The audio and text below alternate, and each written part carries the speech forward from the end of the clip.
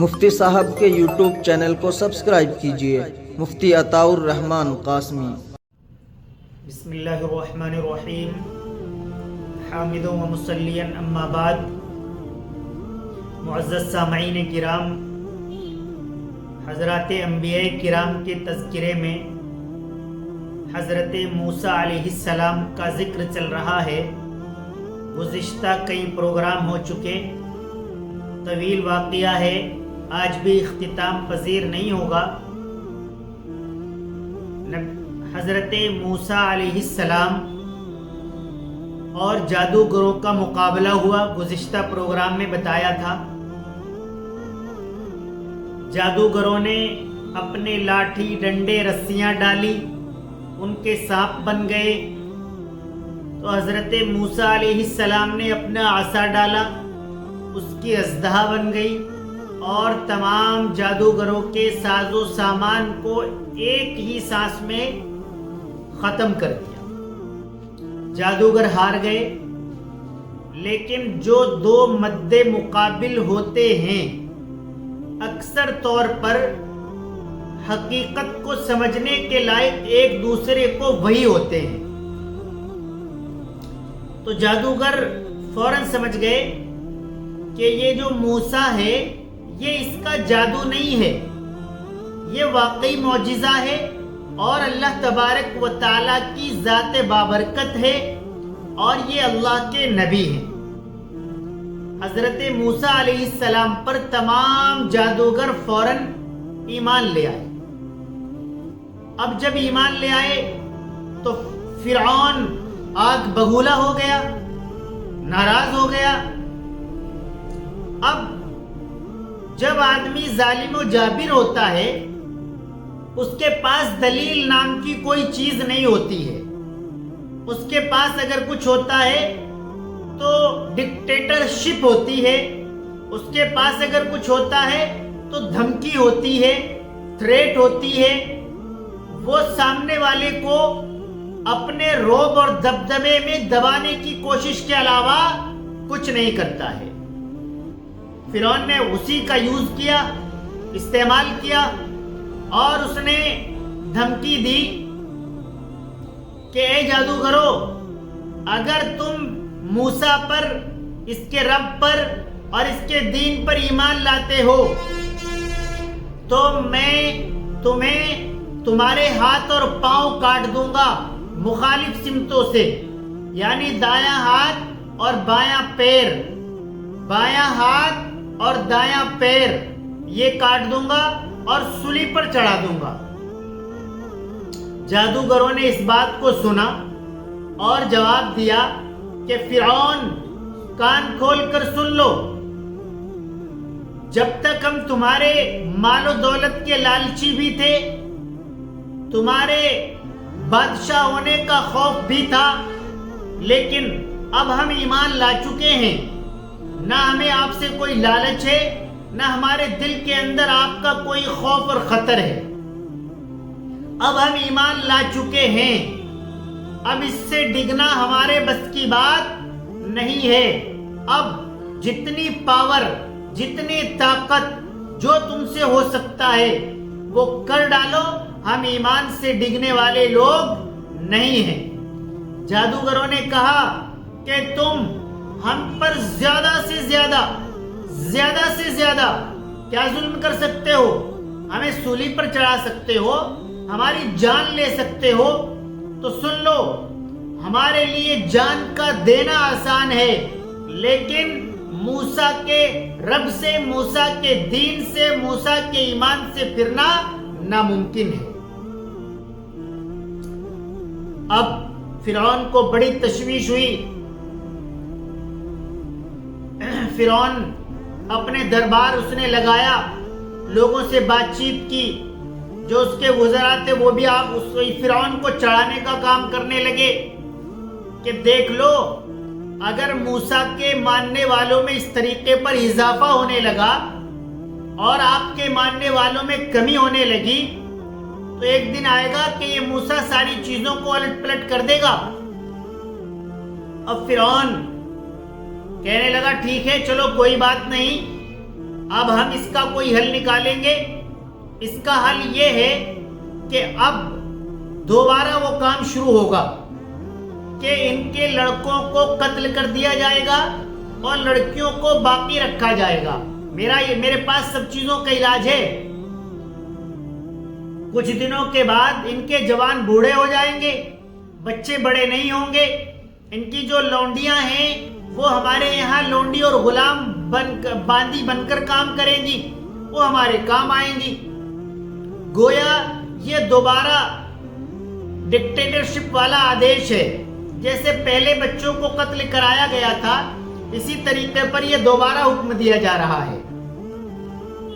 اب ایک بات یہاں پر یاد رکھنے کی, غور کرنے کی یہ ہے کہ فرعون جادوگروں کو بھی کہہ رہا ہے, بچوں کو قتل کرنے کا حکم دے رہا ہے, طرح طرح کی چیزیں کر رہا ہے, لیکن کسی بھی بات میں حضرت موسیٰ علیہ السلام کے مخالف نہیں جا رہا ہے.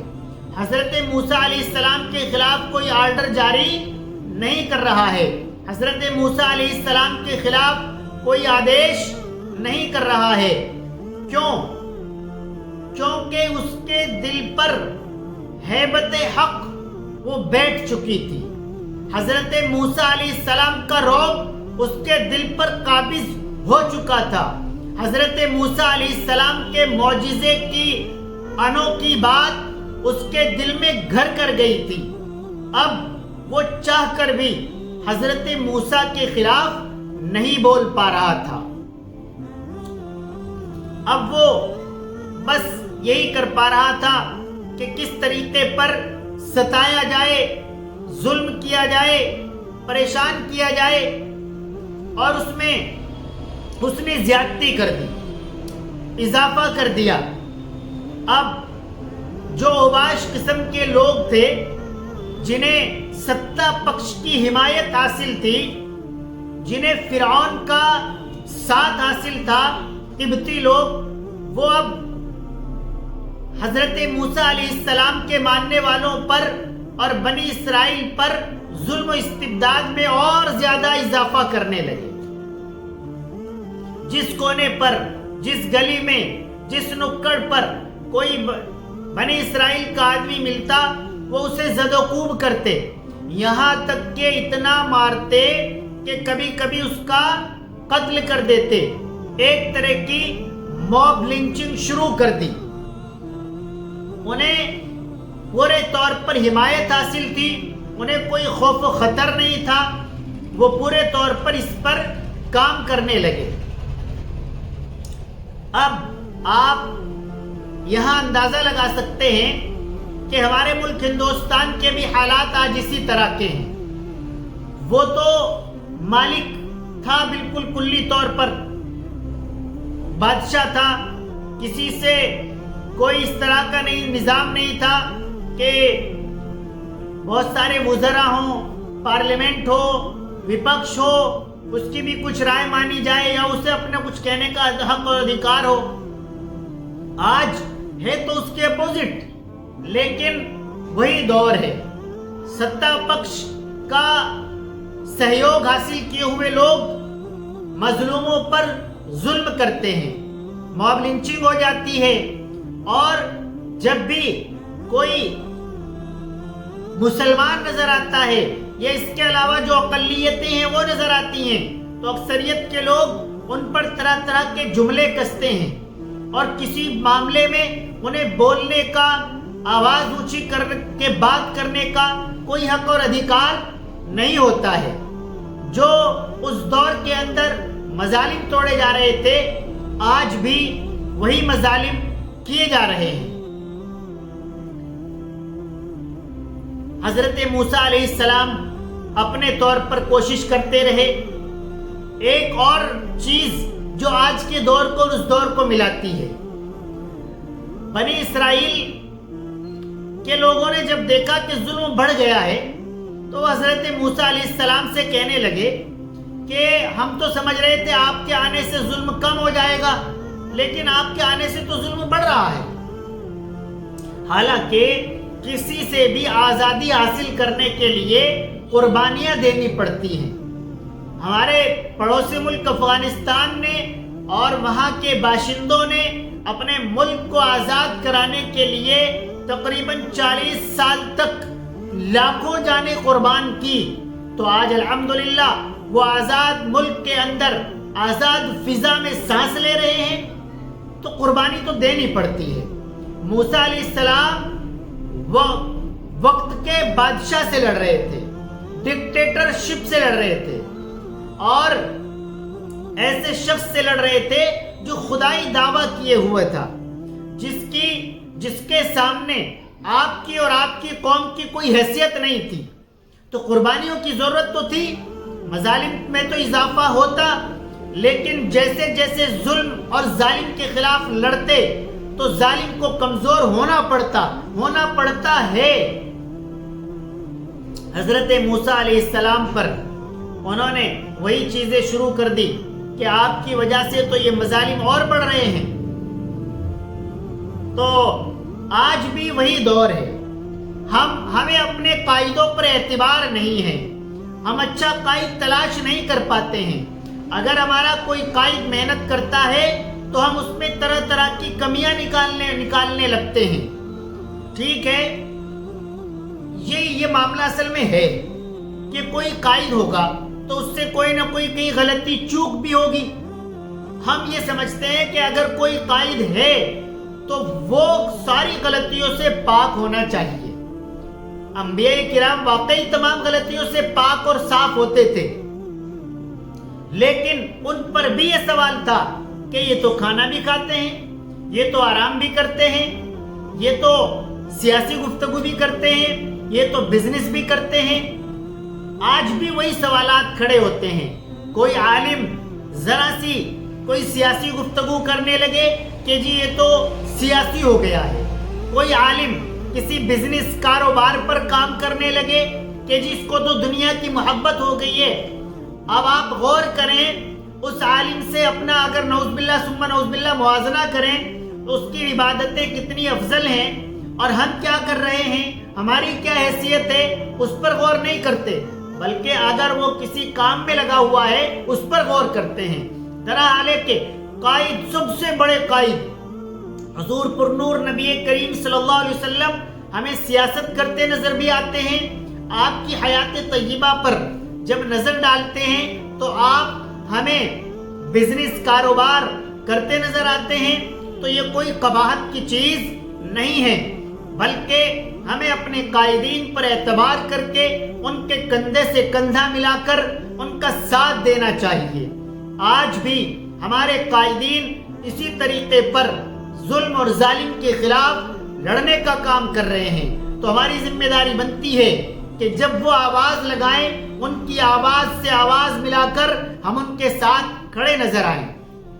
جب قربانی دینے کا نمبر آئے تو ہم تیار رہیں کہ ہم قربانی دیں گے، کیونکہ یہ پوری دنیا جانتی ہے کہ جو قوم ظالم سے اپنے آپ کو محفوظ کرانا چاہتی ہے اسے قربانیاں دینی ہوتی ہے، اور جو قوم قربانیوں کے لیے جتنا دیر میں کھڑا ہوتی ہے اتنے ہی دیر میں اسے انصاف ملتا ہے، اتنا ہی ٹائم اسے انصاف کے لیے لگ جاتا ہے۔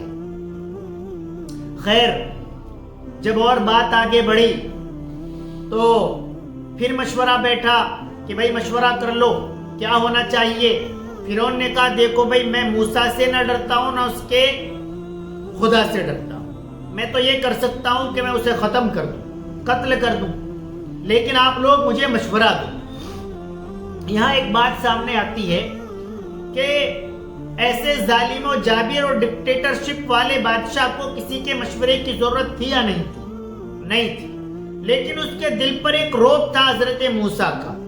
وہ یہ چاہ رہا تھا کہ جیسے میں مشورہ کروں تو کوئی آدمی کھڑا ہو کر اس کی رائے مجھے دے دے کہ جی چھوڑو رہنے دو، کیا اس کو قتل کرنا، اور مجھے ذرا سا کلو مل جائے اور میں اس پر عمل پیرا ہو جاؤں۔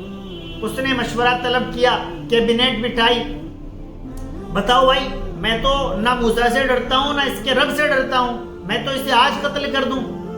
وہاں پر ایک آدمی جو اس کا تقریباً چچا زاد، تایا زاد بھائی تھا، قریبی تھا، اس کے بعد بادشاہ بننے والا تھا، اتنی قربت تھی اس سے، وہ کھڑا ہوا اور اس نے اپنی رائے رکھی. اصل میں یہ وہی آدمی ہے، یہ پہلے ہی حضرت موسیٰ علیہ السلام پر ایمان لا چکا تھا. تو یہ وہ آدمی ہے جس نے حضرت موسیٰ علیہ السلام کو یہ بات بتائی تھی کہ آپ کے قتل کی سازش ہو رہی ہے محل میں، آپ کچھ دن کے لیے مصر چھوڑ کر چلے جائیں. تو یہ آدمی کھڑا ہوا اور اس نے رائے دی. رائے کیا دی؟ اس نے ایک بات بیان کی کہ دیکھیے بادشاہ، یہ آدمی اپنی بات رکھ رہا ہے، یہ یہی تو کہہ رہا ہے نا کہ آپ خدا نہیں ہیں، میرا خدا اور ہے، تو اس پر میرے خیال سے تو اسے قتل کرنا نہیں چاہیے. اگر یہ جھوٹ بول رہا ہے، اگر یہ غلطی پر ہے تو بہت جلد سامنے آ جائے گا، اور اگر یہ صحیح کہہ رہا ہے تو پھر ہمیں اپنی ہلاکت کے بارے میں سوچنا چاہیے. جس طریقے پر حضرت ابوبکر صدیق رضی اللہ تعالی عنہ نے نبی کریم صلی اللہ علیہ وسلم کے بارے میں یہ بات ارشاد فرمائی تھی کہ کیا آپ اس شخص کو صرف اس لیے قتل کر دینا چاہتے ہو کہ وہ آپ کے بتوں کو نہیں مانتا بلکہ اللہ تبارک و تعالیٰ کی ذات بابرکت کو مانتا ہے. اسی طریقے پر اس شخص نے بھی کہا تھا کہ کیا آپ موسیٰ کو صرف اس لیے قتل کرنا چاہتے ہو کہ وہ آپ کو خدا نہیں مانتا بلکہ اللہ تبارک و تعالیٰ کو اور اپنے رب کو اپنے الگ سے وہ خدا مانتا ہے، تو اس میں قتل کرنے کی کوئی ضرورت نہیں ہے. فرعون کو تو بہانا چاہیے تھا اور اس نے ان کی رائے مان لی. تو معزز سامعین کرام، اس طریقے پر حضرت موسیٰ علیہ السلام کے قتل سے اس وقت تک فرعون باز رہا.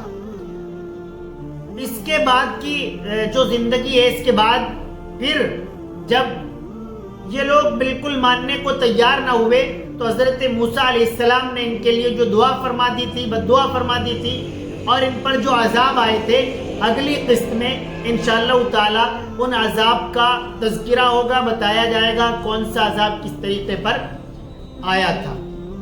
وآخر دعوانا الحمدللہ رب العالمین.